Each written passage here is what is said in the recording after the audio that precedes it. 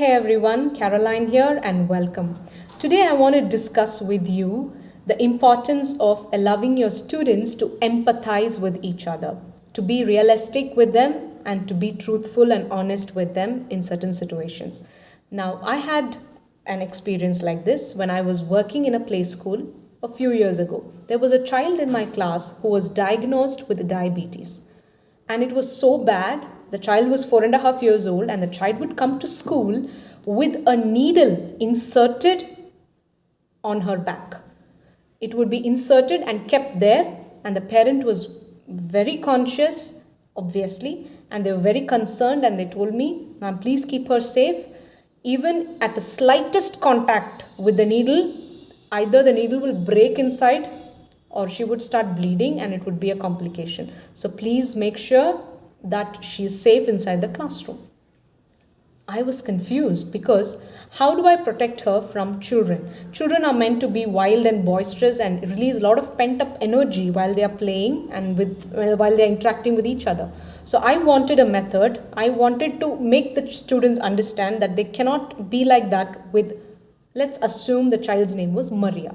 So I wanted to tell them they should not behave rudely to Maria, knowingly or unknowingly. And I went with honesty. I did not tell them her problem. I did not tell them about her disease or whatever. But I just told them in very simple terms that you are not allowed to be rude to her because she's a little girl. I told them she's a very small girl, and if you don't take good care of her, then she will start crying. This was, I don't remember the exact words, but somewhere this was the context. I just told them you are not allowed to be rude to her because it would hurt her. And I was surprised. After reinstating this for nearly a week, I was surprised that the children started taking special care of Maria. They would hold her hand while going to the washroom or while she's walking on the corridor. Instead of forming a line, they stand one behind the other. And because I specifically told them no one must touch her back, they were very careful that they would hold her hand. One of the children would hold her hand and take her. And when she was in the classroom, whether she was sitting or walking in the class or playing with others, they would be very careful in not touching her anywhere on her back.